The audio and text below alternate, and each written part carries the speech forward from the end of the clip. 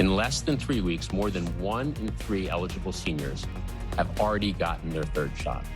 Your morning news now, as some of the country's population continues to get its third shot, the opportunity for more people could be coming soon. An FDA advisory panel will vote on whether to recommend booster shots for the Moderna and Johnson & Johnson vaccines over the next 2 days.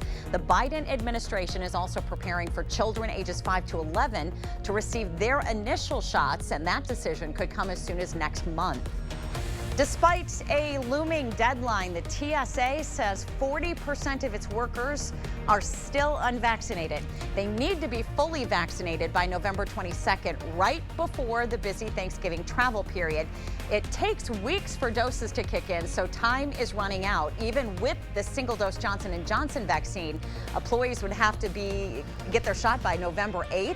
The TSA's administrator says the agency is creating contingency plans in case of a staff shortage.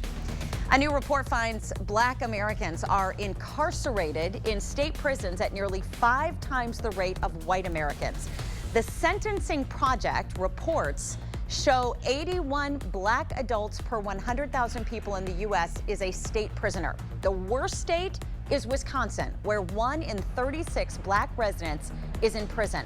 The report also found Latin people are incarcerated 1.3 times as frequently as whites. Authors of a different analysis blame the disparity on racial subordination, biased policies, and structural disadvantages. About 10,000 United Auto Workers Union members are currently on strike against John Deere. The union previously reached a tentative agreement on a new 6-year contract with the farm and construction equipment maker, but 90% of the regular union members rejected it. Negotiations continued into last night, but an agreement could not be reached. The strike shuts operations at 11 factories and 3 distribution centers. This is the largest private sector strike in the U.S. since the United Auto Workers waged a costly 6-week strike against General Motors 2 years ago.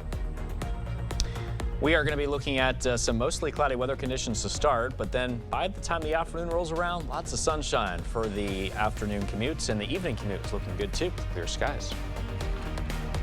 Eau Claire small business owner Rebecca Cook is launching a campaign for Wisconsin's 3rd congressional district, currently held by Democrat Ron Kind. Kind himself is not running for re-election.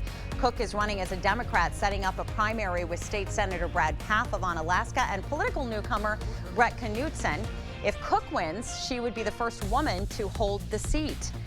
Meanwhile, another candidate is entering the race for Wisconsin's U.S. Senate seat. Republican Brad Beyer is running for the seat currently held by fellow Republican Ron Johnson. Beyer calls Johnson the retiring senator and says he's holding Johnson to his promise of not seeking a 3rd term. Johnson has made no decision yet on if he will run for re-election, but Beyer says he's prepared for a primary. Happening today, YMCA Lacrosse is hosting a grand opening for its new Reach, Service, and Resource Center. The event takes place from 4 to 7 p.m. and there will be food, music, and children's activities. In a statement, the YMCA says, quote, "We received once-in-a-lifetime funding to open an innovative, collaborative resource model, and we're excited to see the impact it can have on our community," unquote. Also happening today, there's a local blood drive to benefit the American Red Cross. It will be held at La Crescent's Prince of Peace Lutheran Church and will start at noon. Donors are asked to make an appointment in advance. We do have a link to information on our website, news8000.com. The Habitat for Humanity La Crosse area's Restore is celebrating 15 years with a special sale going on right now. The store is located on Highway 16 near the county landfill. The Restore sells building supplies, appliances, and furniture, and will offer discounts through Saturday. We're going to be looking at some clouds here for tomorrow, but then lots of sun for the weekend. High temperatures into the upper 60s to low 70s on Sunday and Monday. We want to thank you for sharing your morning with us. We hope you have a great Thursday. We're going to send you now to CBS Mornings. We hope to see you right back here tomorrow.